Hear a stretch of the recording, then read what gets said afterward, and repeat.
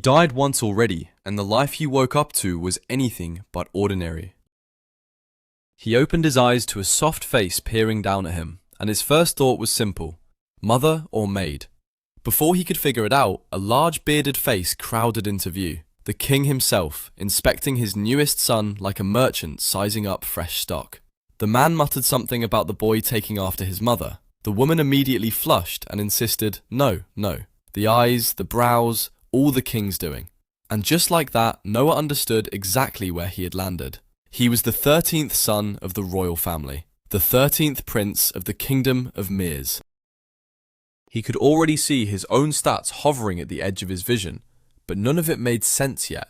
His body was too new, too small, his mind still catching up to the reality of what had happened to him.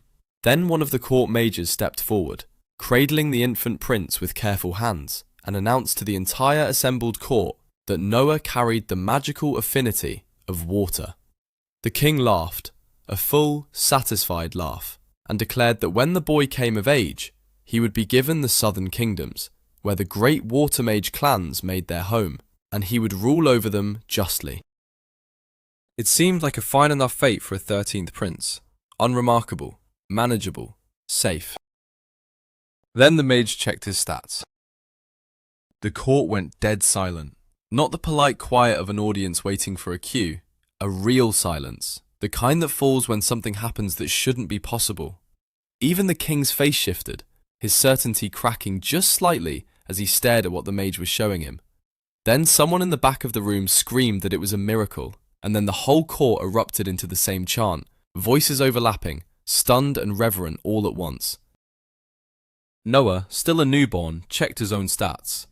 SS rank, water affinity. SS rank, a level that grown adults spent lifetimes trying to reach, and most never did. He had been born with it.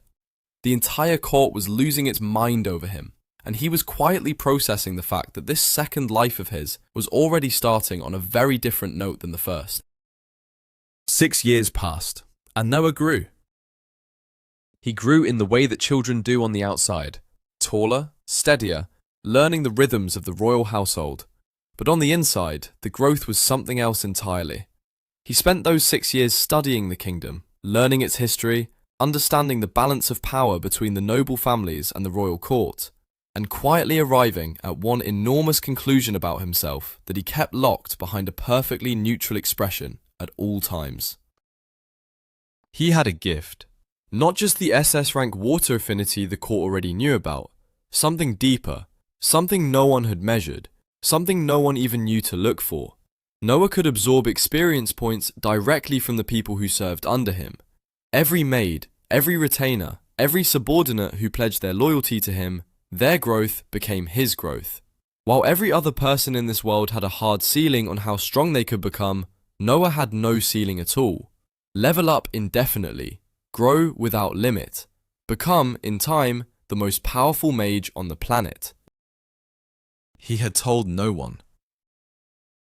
His maids had noticed, in the vague way that observant people notice things they can't quite name, that their young master seemed older than 6, more composed, more deliberate.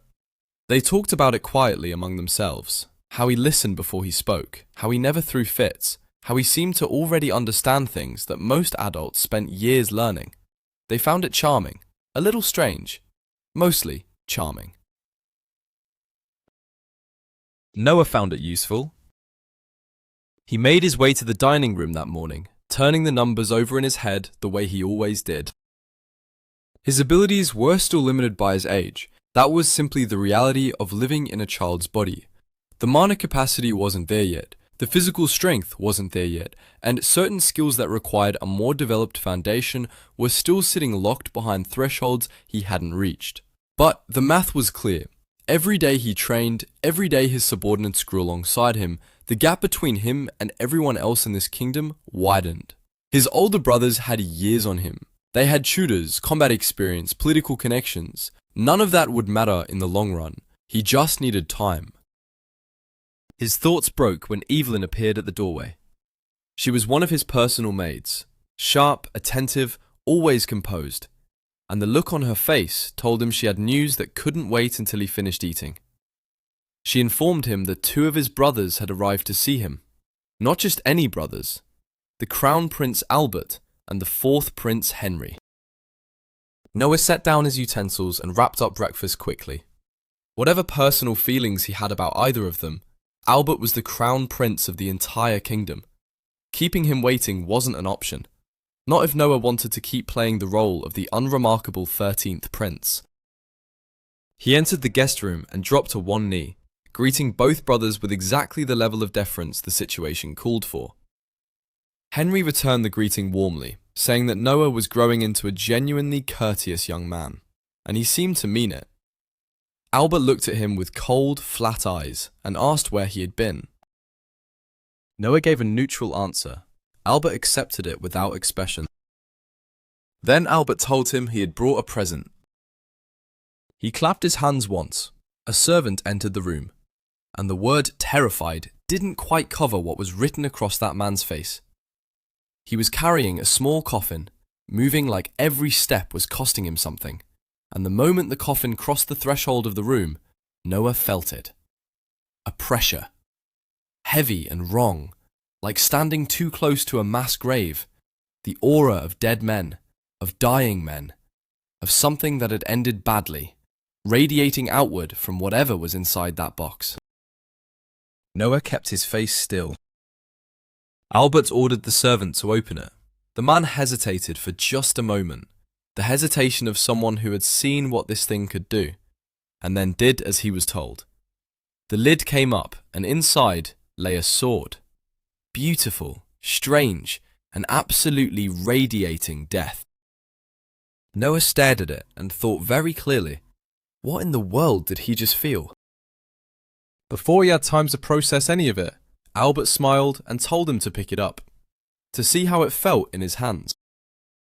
Every instinct Noah had said no. The aura coming off that blade was not decorative. It was a warning. He didn't want to touch it, didn't want it anywhere near him, and the fact that it had arrived in a coffin, carried by a man who looked like he was attending his own funeral, told Noah everything he needed to know about what this sword had done to the people who came before him. But it was a gift from the Crown Prince, in a room with witnesses. Refusing wasn't a political option.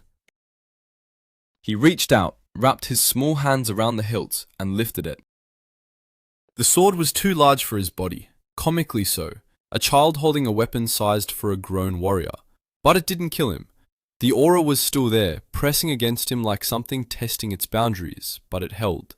Noah held. Albert's expression shifted into something that looked almost like satisfaction. He finally explained what Noah was holding. The blade was called Leviathan. It had been designed specifically for water mages, built to bond with a single wielder, and before Noah, just now, more than 120 people had attempted to pick it up. None of them had survived the attempt. Noah nearly dropped it. Henry stepped in quickly, telling him not to panic. The curse was absolute in one direction. If Leviathan had refused him, he would have died the instant his fingers made contact. The fact that he was still standing meant the sword had accepted him. He was fine. He was, in fact, the only person in recorded history to walk away from that blade. Albert and Henry rose to leave. Noah bowed them out, kept his expression exactly where it needed to be, and thought very clearly about the man he was bowing to. His own older brother had handed a cursed weapon with 120 confirmed kills to a 6-year-old child with no warning as a test, for no reason other than to see what would happen. If the sword had refused Noah, the conversation would have ended there, in that room, permanently, and Albert would have walked out with the same flat expression he always wore. Noah knew that if he said any of that out loud, his head would be decorating a spike before nightfall. So he smiled, finished his bow, and filed the information away. That evening, Noah was going through his usual routine before bed, when he noticed something was off with one of his maids. Her name was Zoe, and she was good at her job. Precise, reliable, never a problem. But that night, she was carrying something heavy, and it showed in the way she moved, the way she kept almost saying something and then pulling back. Noah watched her for a moment and then simply asked if she was all right. She hesitated, The kind of hesitation that meant the truth was worse than saying nothing. Noah asked again, directly this time. Zoe dropped to one knee and told him everything. There had been a flood in her village. Everything was gone. Homes, crops, supplies, all of it swept away. Her family was starving. She needed time off, she said, and she had a plan to cover the money she would lose by leaving. She was going to sell herself in the red light district, however long it took to collect enough to help her family survive. Noah told her to stop talking. Not harshly, but firmly and immediately, in the way that made it clear the conversation was going in a completely different direction. He told her that she was his personal maid. He couldn't afford to have her gone for that long. And then, before she could respond to that, he told her to bring her mother to the estate. He would give her mother a position, rear gate closer, and the salary would be $5,000 a month. Zoe stared at him. She said carefully that she had never heard of a position like that, and that the salary made no sense for a role like that. Noah told her not to worry about it. He also told her there was an empty house sitting in the western outskirts of the capital. She and her mother could live there. It was hers. Zoe didn't say anything for a moment. Then her eyes filled up and she couldn't stop them. Dylan, the house butler, appeared in the doorway at that point, asking if Noah needed anything. Noah looked at him and asked whether he was aware of the flooding situation in Zoe's hometown. Dylan confirmed he had heard something. Noah told him to start buying up as much land in that area as possible. Dylan's face did something careful and professional, which meant he thought this was a bad idea. He said, diplomatically, that flooding land wasn't typically a strong investment. Noah told him that wasn't the point. If they didn't move on that land now, other people would. The wrong kind of people. The kind who saw a disaster and thought opportunity. Who would sweep in while the villagers had nothing and establish the sort of presence that took generations to remove.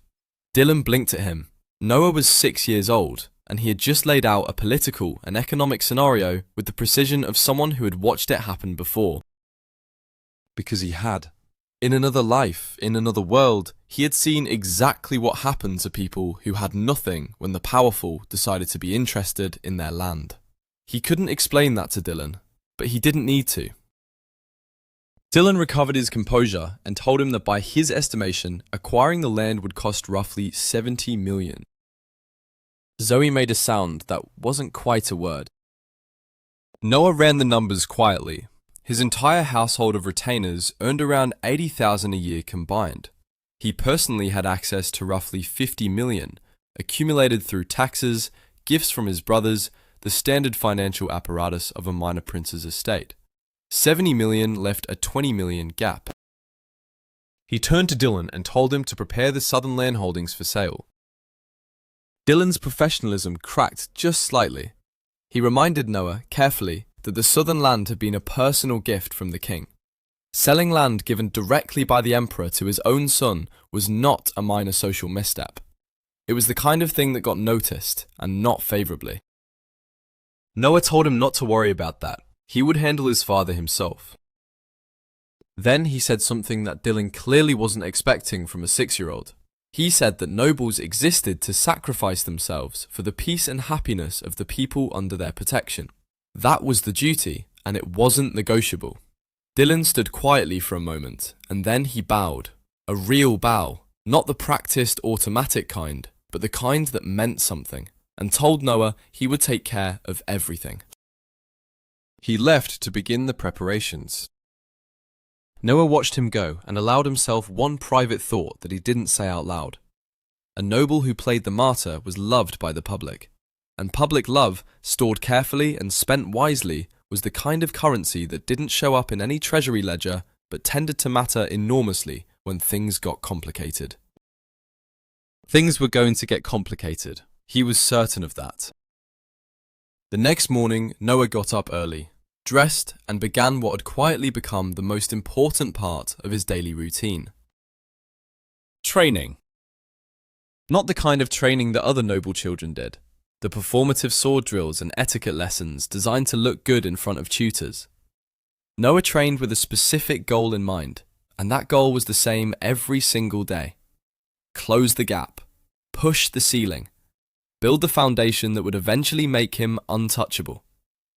His body was still young, and the physical limits that came with that weren't something he could simply override through willpower.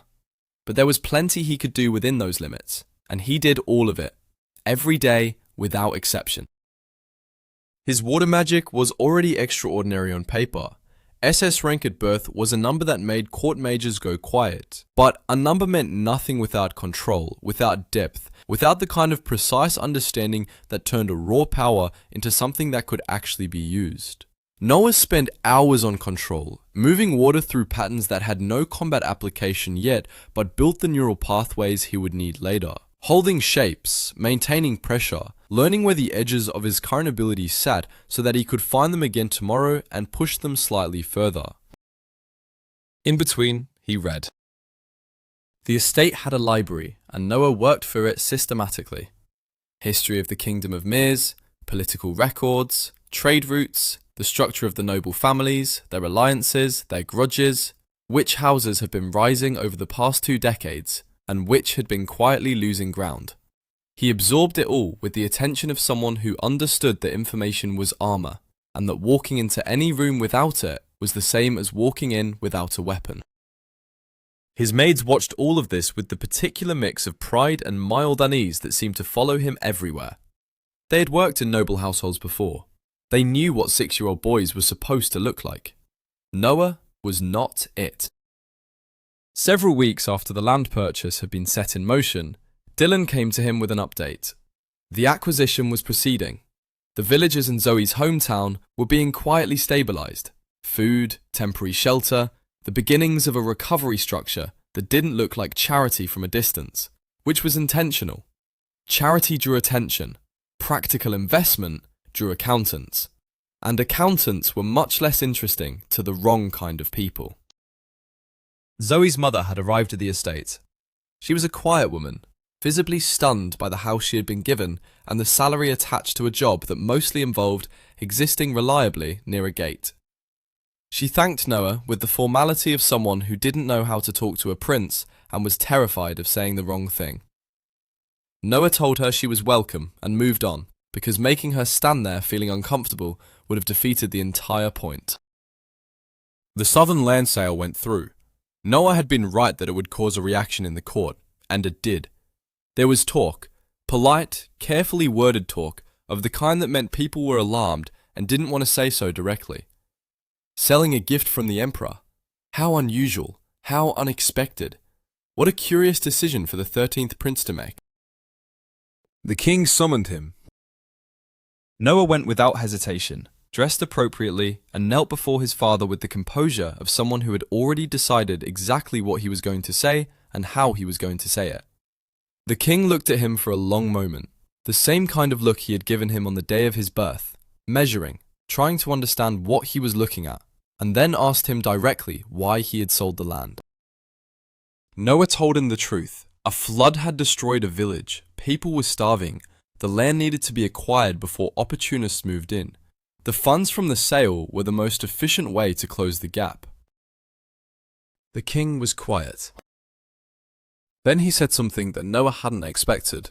He said that he had heard about the land purchase, and about the house, and about Zoe's mother, and the position Noah had invented for her. He had heard about all of it, and he wanted Noah to know that he was not displeased. He was, in fact, something closer to impressed. A 13th son, had looked at a natural disaster, calculated the political and economic consequences faster than his own advisors had, and spent his personal fortune to solve it cleanly, without being asked, without making noise about it. The king told him that the land was his again. He was giving it back.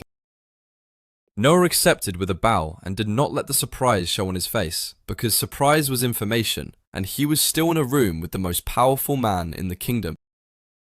Walking back through the palace corridors afterward, he allowed himself a quiet moment of recalculation. The king was not the simple figurehead that some of Noah's brothers seemed to treat him as.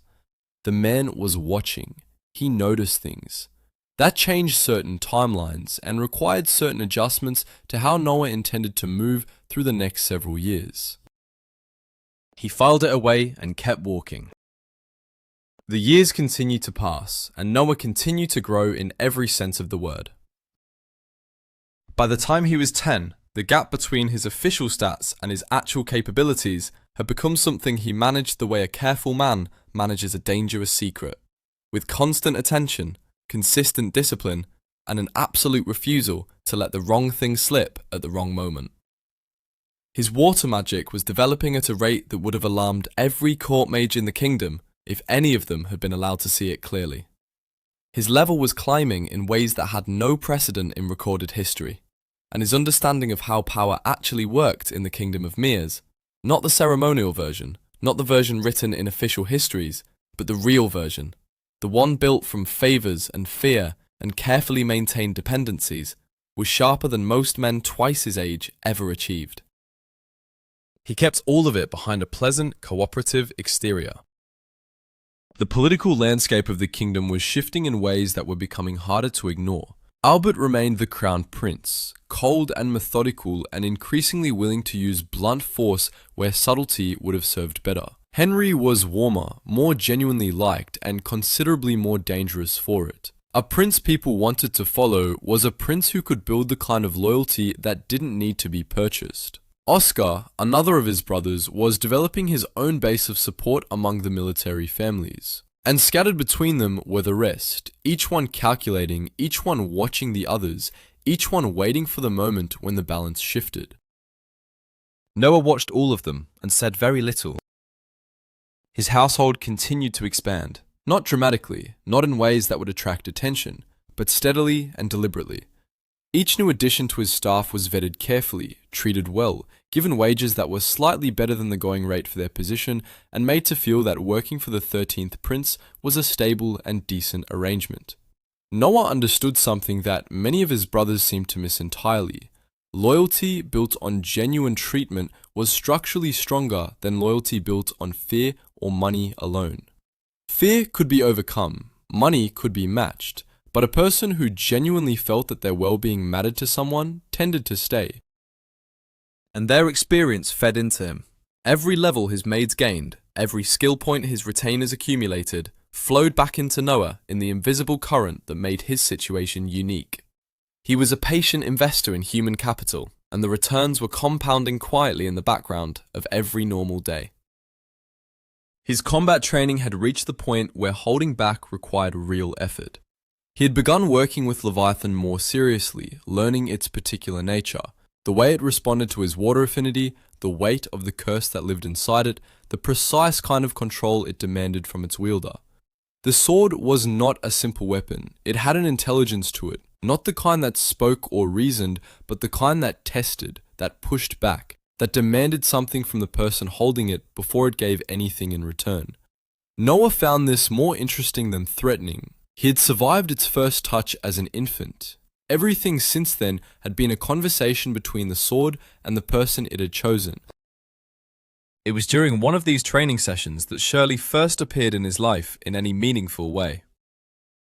She was assigned to his household as a guard, young, precise, with the particular stillness of someone who had been trained to move quietly and wait long periods without losing focus. She didn't say much in their first meetings, which Noah respected. She watched him train with Leviathan one afternoon without commenting, and when he finished and looked over at her, she simply nodded once, the way one professional acknowledges another. Over time, she became one of the people he trusted most. Not because she was the strongest fighter in his household, though she was capable, and not because she was the most politically astute, though she paid attention. He trusted her because she was consistent. In a world where every person around him was running some calculation about what the 13th Prince's eventual position in the succession would mean for their own future, Shirley seemed genuinely uninterested in calculations. She had a job. She did it. She didn't pretend to be something she wasn't, and she didn't ask him to be something he wasn't either. That kind of simplicity was rarer than SS-rank magic. The first time Noah was required to demonstrate his abilities publicly in any formal capacity, he was 12. A minor exhibition arranged by the court, young nobles showing their magical development to an assembled audience of older nobles and military officials, the kind of event designed to let the powerful families assess which of the rising generation was worth investing attention in. Noah had thought carefully about exactly how much to show. Too little, and he risked being written off as a disappointment, the 13th prince with the miraculous birth stats who had somehow failed to develop them. Too much, and he risked becoming something that powerful people felt they needed to control or eliminate. The sweet spot was specific. He needed to be impressive enough to be taken seriously, limited enough to seem like he still had a ceiling. He performed beautifully and landed exactly where he intended to land. Impressive, promising, not threatening. The court mages who had been present at his birth exchanged glances afterward, clearly trying to reconcile what they had recorded then with what they had just seen. Noah caught one of them doing the math with his expression and gave him a pleasant, open smile that revealed absolutely nothing. The mage looked away first. The years between 12 and 15 were the years when the kingdom stopped being a backdrop and started being a battlefield. Not literally, not yet. The swords were still sheathed, and the armies were still in their garrisons, and the king still presided over a court that maintained the surface appearance of a unified royal family. But underneath that surface, the pressure had been building for long enough that Noah could feel it in every conversation, every formal dinner, every carefully worded letter that arrived at his estate and required a carefully worded response. The succession question was no longer abstract. Albert was older now, and his behaviour as crown prince had been producing a specific kind of reaction in the noble families. Not rebellion, not yet, but a quiet, persistent unease. He was effective in certain ways. He was decisive, organised, capable of projecting authority in a room, but there was something in how he used that authority that made people nervous. Not the productive nervous that comes from respecting someone's power, the other kind. The kind that made people start thinking about what the kingdom looked like under a king who solved problems the way Albert solved problems. Henry, watching the same situation from his own position, was doing what Henry always did, building warmth, cultivating relationships, being the prince that people wanted to have a conversation with at a function. Noah watched both of them with equal attention and made no public statements about either. He was focused on something else. He had begun, quietly and without announcement, positioning himself as genuinely useful to the military structure of the kingdom, not as a political figure, as someone with actual capability.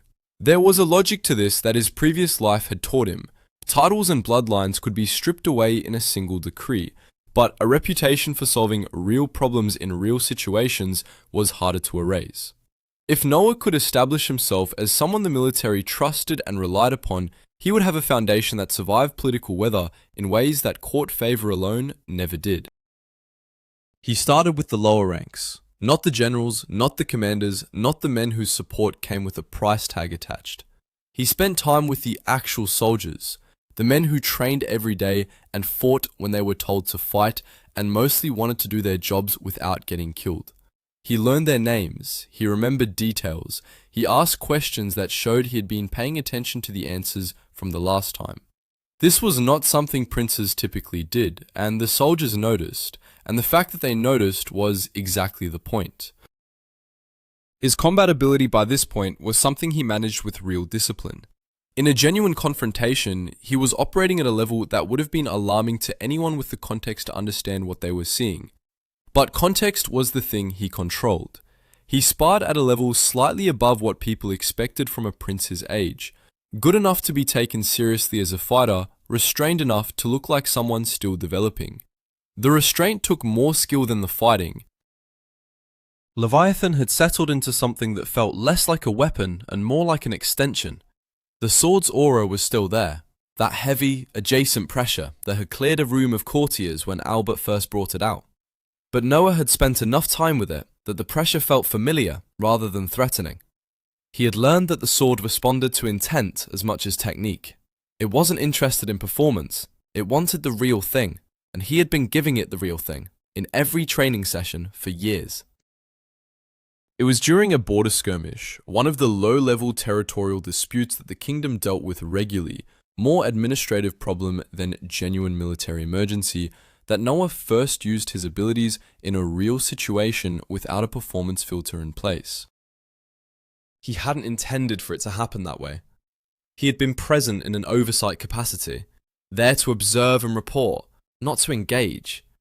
But the situation had moved faster than the scouts had anticipated, and suddenly there were enemy soldiers between his position and the nearest friendly unit, and the time for careful calibration had simply run out.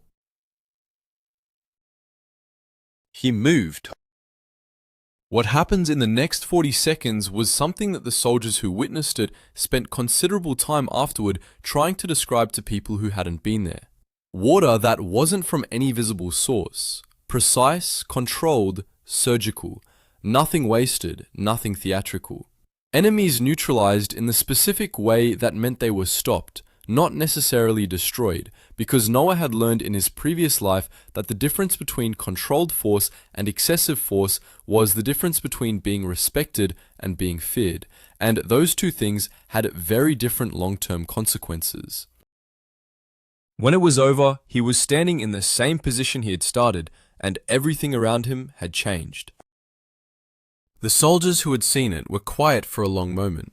Then, one of them, a veteran with 20 years of service and the expression of a man who thought he had seen everything worth seeing, said something under his breath that Noah chose not to ask him to repeat.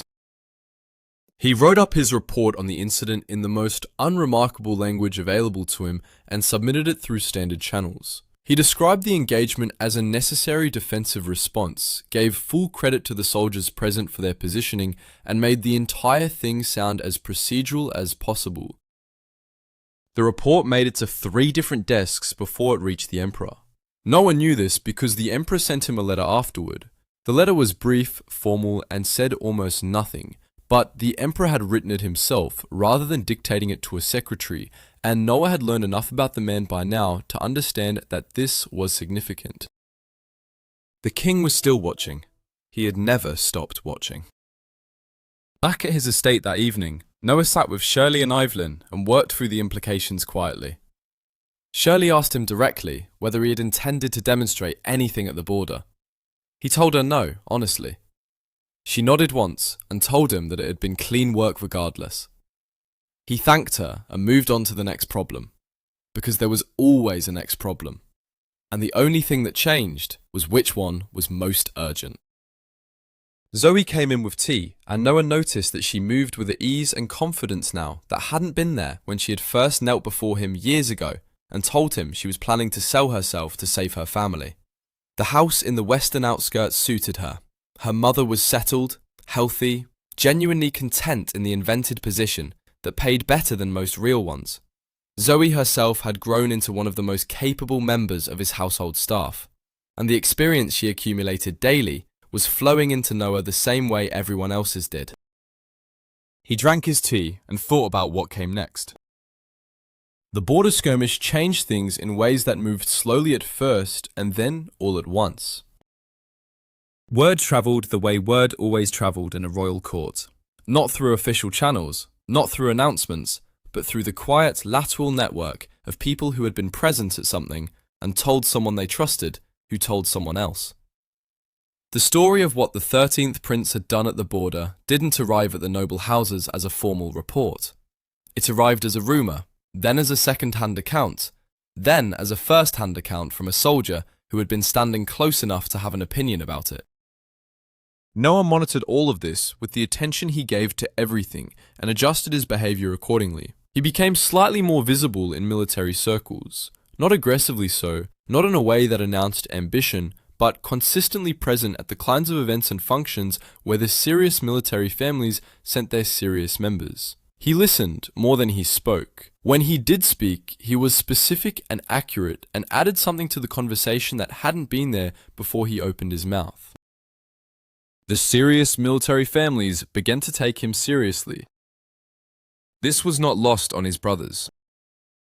Albert noticed first, because Albert noticed everything that might constitute a threat and responded to it with the flat, measuring attention of a man cataloguing problems. He didn't do anything immediately. Albert was not impulsive. That was one of the things that made him genuinely dangerous rather than merely powerful. He watched Noah's growing military relationships the way a chess player watches a piece moving across the board, calculating how many moves it would take before that piece became a problem, and whether it was worth addressing now or later. Henry noticed second and responded entirely differently. He sought Noah out directly, invited him to dinner, and had a long, warm, apparently casual conversation that was in fact a very careful mutual assessment of where each of them stood and what each of them wanted. Noah enjoyed Henry genuinely, which was a complication he was aware of and factored in deliberately. Liking someone was not the same as trusting them, and trusting them was not the same as aligning with them, and Henry, for all his warmth, was still a prince who wanted the throne. Oscar was a different calculation entirely. He had consolidated military support in a way that was more aggressive than subtle, and the families behind him were the ones with the longest histories and the deepest roots in the kingdom's power structure.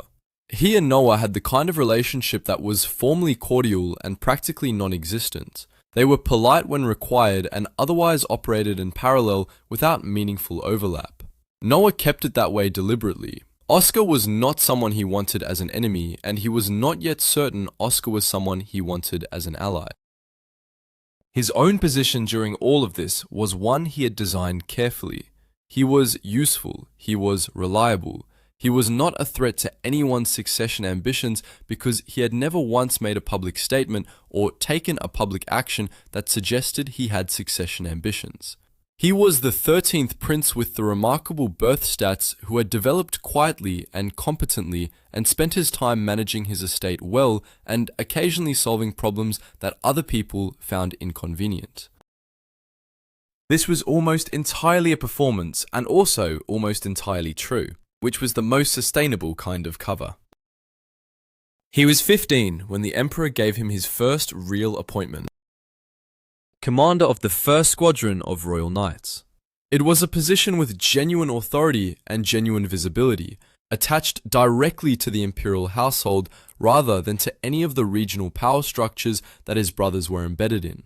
The appointment came with implications that every politically literate person in the court read immediately.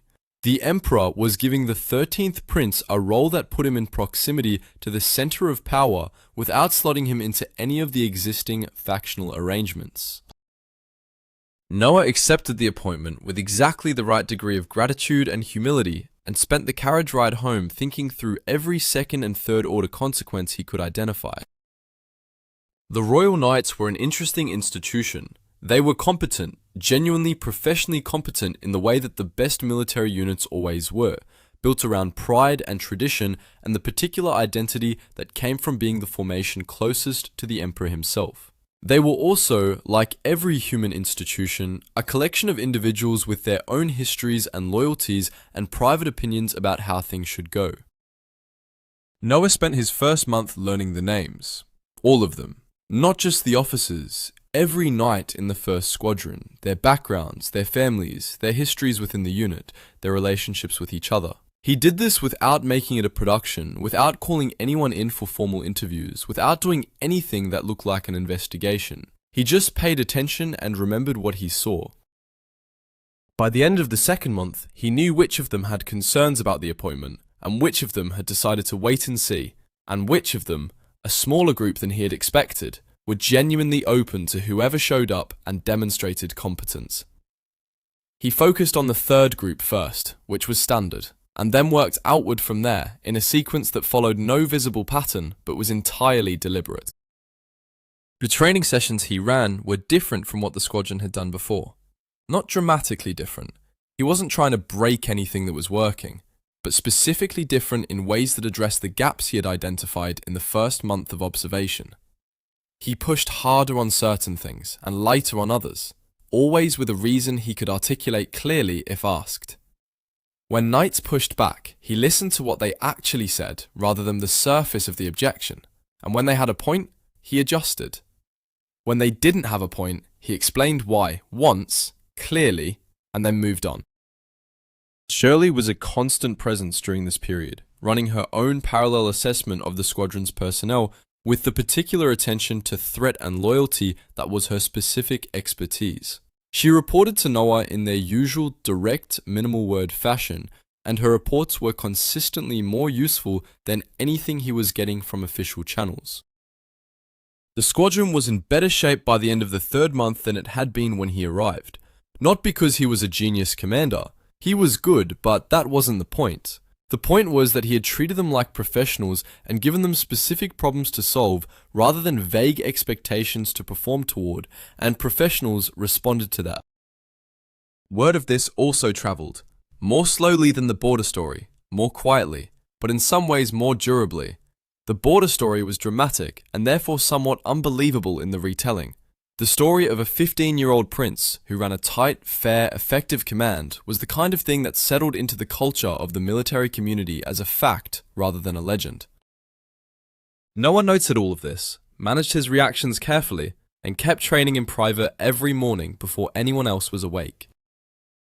Because the numbers were still climbing every single day, and the gap between what the world thought he was and what he actually was had become something almost geometric. He wasn't hiding weakness anymore. He was hiding the kind of strength that changed what was possible in a fight at a fundamental level. Leviathan had grown with him, its capabilities unlocking in correspondence with his own development in ways that suggested the sword had always been waiting for someone who could actually use it. He thought sometimes, in the quiet of early morning training sessions, about what it would look like the day he finally stopped holding back. What the court would do with that information, what his brothers would do, what the emperor would do. He always arrived at the same answer. Not yet. The foundation wasn't finished. There were still pieces that needed to be in place before showing his hand made more sense than continuing to hide it. He put Leviathan through another set of forms in the pale early light and went inside for breakfast. The political weather changed the day Gilbert died. Gilbert was one of Noah's brothers, not one of the prominent ones, not one of the names that appeared regularly in the succession calculations that the noble families ran privately and never discussed publicly. He had existed in the middle distance of the royal family, capable enough to be taken seriously, not ambitious enough to be threatening, the kind of prince who might have lived out a comfortable life managing a regional territory and dying quietly of old age if things had gone differently. Things did not go differently. The details of what Gilbert had done were the kind of details that spread through a court in whispers, because saying them out loud in the wrong room was dangerous. He had been involved in something, a conspiracy, a contact with outside interests, the precise nature of which Noah had pieced together from fragments across several different sources, none of whom had the whole picture. What mattered for the purposes of what came next was that Gilbert had been caught, and that the evidence against him was real, and that the question of what to do about it had landed in Albert's hands. Albert had him executed. Not quietly, not with the kind of managed discretion that the emperor preferred for internal family matters that needed to disappear without creating new problems. Albert had moved publicly, decisively, and with a thoroughness that sent a message to everyone watching, which was everyone, because everyone was always watching, about what happened to people who crossed him. The execution was legal, that wasn't the issue. The issue was that it was a choice. Albert had other options available to him, slower and less satisfying options that would have resolved the situation without turning a family matter into a public demonstration of what the Crown Prince was willing to do to his own blood. He had looked at those options and chosen not to use them, and everyone in the court understood what that choice meant about what kind of king Albert intended to be. Noah watched the aftermath with the attention he gave to everything important and said nothing publicly. Privately, he began revising certain timelines. The noble families that had been quietly uneasy about Albert for years were now openly uneasy, which was a different thing entirely. Unease that stays private can be managed, redirected, contained. Unease that becomes visible develops a momentum of its own. People who are openly uneasy want to find other people who are openly uneasy, and groups of openly uneasy people start having conversations, and conversations lead to positions, and positions lead to alignments. The military families were having those conversations. No one knew this because Shirley's network was good, and because he had spent 3 years building his own relationships carefully enough that people told him things without being asked.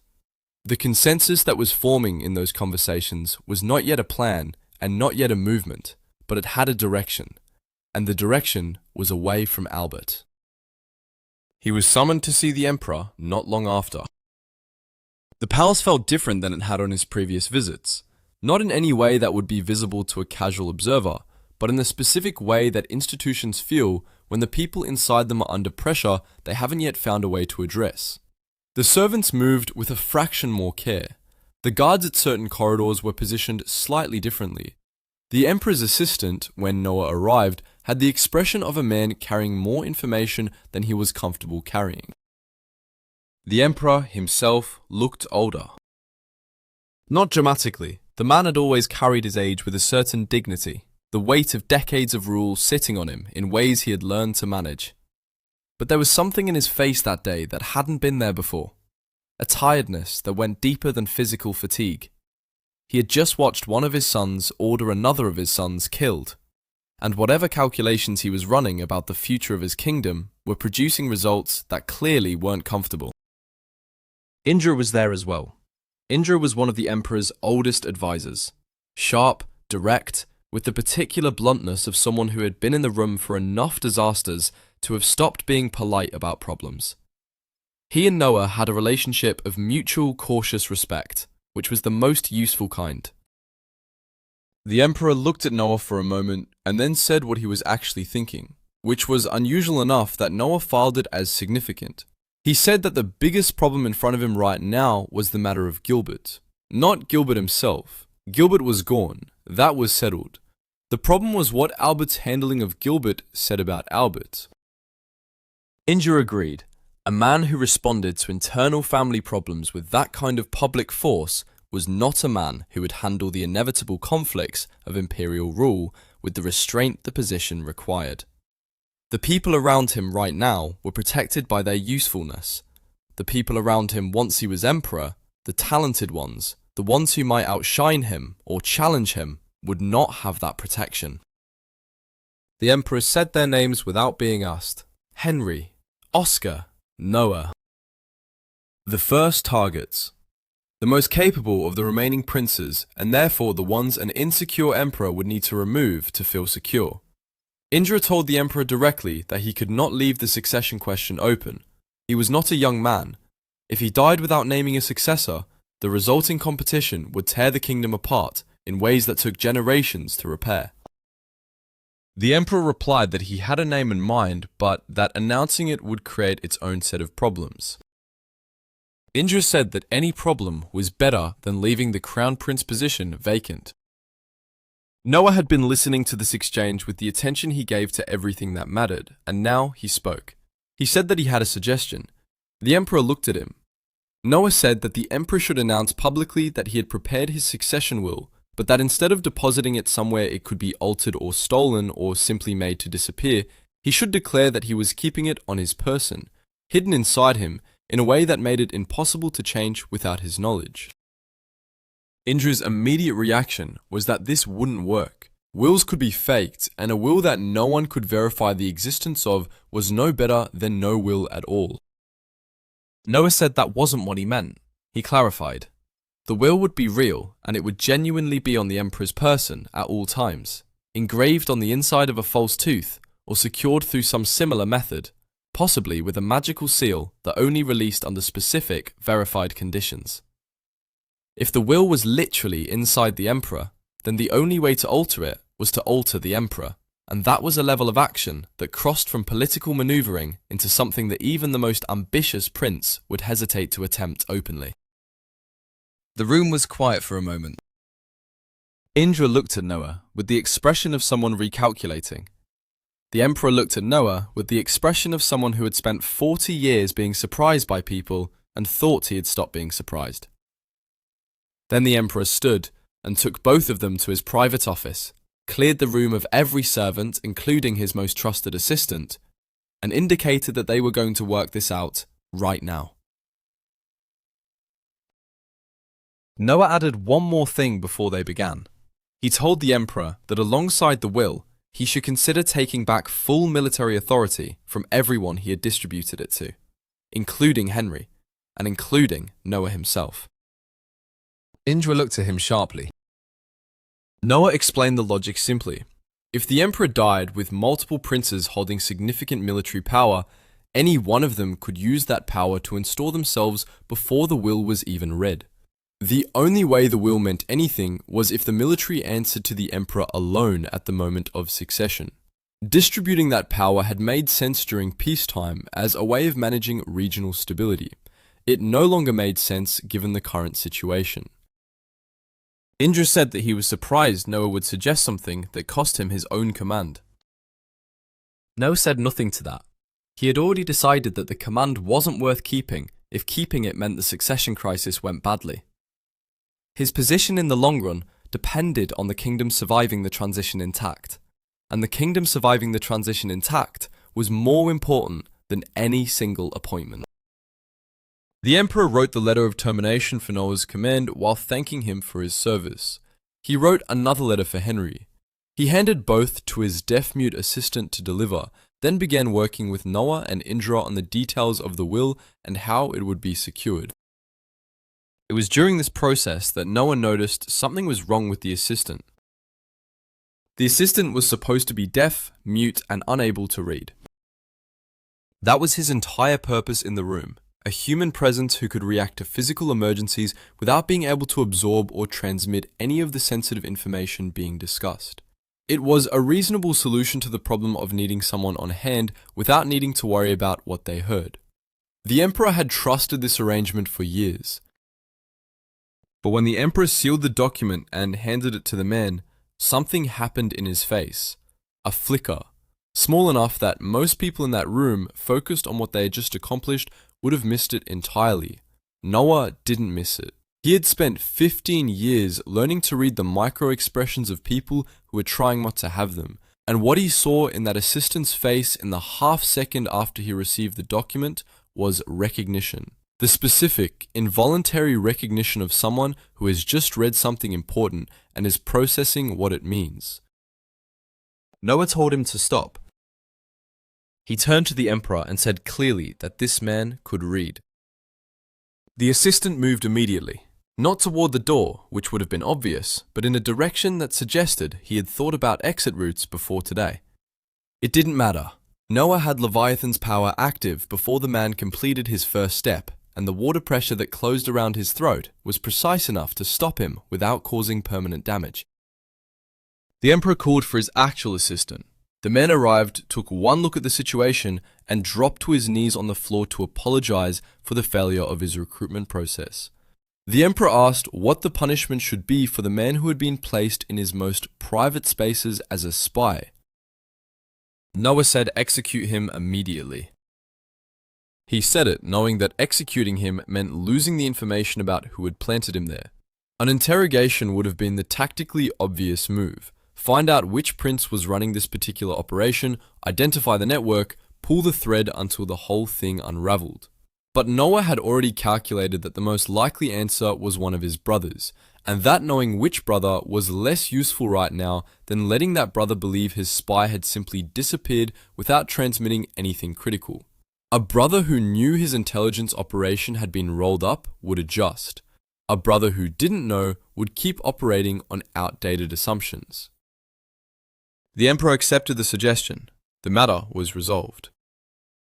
For the assistant who had failed to vet the spy properly, Noah recommended half salary for 6 months. The punishment was proportionate and specific, and made clear that the failure was being taken seriously, without destroying a man whose actual loyalty was not in question. The emperor agreed to this as well, and Noah noted privately that the emperor's willingness to follow his recommendations without lengthy deliberation had been increasing steadily over the past hour. He took his leave and found Shirley waiting in the corridor outside with the posture of someone who had been standing there long enough to have run several threat assessments on everyone who walks past. She looked at his face and asked where they were going. Noah told her they were going to the Crown Prince's mansion. She straightened immediately, her hand moving toward her weapon without completing the motion, the reflex of a trained guard receiving information that meant a fight. Noah told her it wasn't that kind of visit. It was going to be a fight, but not a physical one. Shirley absorbed this, nodded once, and fell into step beside him. They arrived at Albert's mansion in the early evening. Noah knelt at the entrance and apologized for arriving without an appointment. Albert looked down at him with the flat eyes that had been looking at Noah with calculation since the day he brought a cursed sword to a 6-year-old's bedroom, and then told him to relax. They were brothers here. Come inside. Noah told Shirley to wait at the entrance. He went in alone. Leaving his guard at the door was a message, and Albert read it correctly. Bringing guards into a brother's private residence implied threat or fear, and Noah was communicating that he felt neither. Albert seemed to appreciate the gesture in the particular way that people who respect calculated behavior appreciate it when someone else performs it well. Albert asked where they should talk. Noah said he had heard the gardens were remarkable and would like to see them.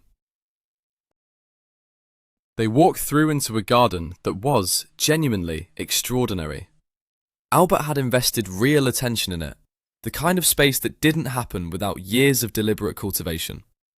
Noah remarked on the double-trunked tree near the far wall, noting that it was unusual and that whoever had identified it had an eye for things most people overlooked.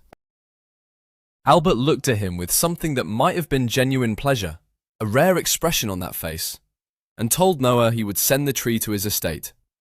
He had seen its value in a single glance, and that kind of perception deserved recognition. Noah accepted the gift with genuine surprise that he allowed to show, because showing it was honest and because Albert would have noticed if he'd suppressed it. Albert said that he had once given Noah Leviathan as a test, and that Noah had mastered it and shown him something he hadn't expected. That great power only belonged in the hands of people who could actually use it. It was the closest Albert had ever come to paying Noah a direct compliment. Noah moved the conversation to where it needed to go. He said that summer was coming and that the Emperor was planning to travel north for the cooler weather, as he did most years. But this year, he said, the Emperor was planning to take Albert with him. He wanted to teach Albert certain things about ruling the empire personally, father to son. Albert went very still. He asked Noah quietly how much he knew. Noah invented a story on the spot, a partial truth wrapped around the actual reality, calibrated to tell Albert that he understood the situation without revealing that he had been present in the room where the decision was made. He said the Emperor had mentioned wanting to spend time with him. That was all. Albert looked at him for a long moment. The flat calculation in his eyes ran through several visible cycles, and what settled there at the end wasn't anger. It wasn't the eruption that a less composed man would have produced. Albert understood what was being communicated. He had been removed from the succession. He was no longer the crown prince. And the messenger delivering this information to him was his youngest politically significant brother, which meant the Emperor had decided that Noah was the appropriate person to absorb any reaction Albert might have. Albert thanked him. His voice was entirely neutral. He turned and walked back toward the mansion with an expression that revealed nothing at all. Noah watched him go and thought carefully about everything that expression could be hiding. He returned to his estate that evening and attempted to read, which was his standard method for processing complicated days. Leviathan was resting against the wall nearby. The house was quiet in the way it got in the late evening when the staff had settled into their nighttime routines and the day's business was officially concluded. Noah set down his book. He trusted Zoe's judgment. She had earned that trust over years and told her to let the woman in. Olivia came inside with the specific energy of someone carrying information they had decided at some point on the way here that they could not keep to themselves any longer. She looked at Noah directly and told him without preamble that Albert was planning an armed rebellion. Not eventually, not as a contingency, tonight. He was moving to overthrow the Emperor and seize the throne by force before the succession announcement could be made official, and the operation was already in motion. Noah sat with that information for exactly the time it took him to understand it fully. And that was where everything stood.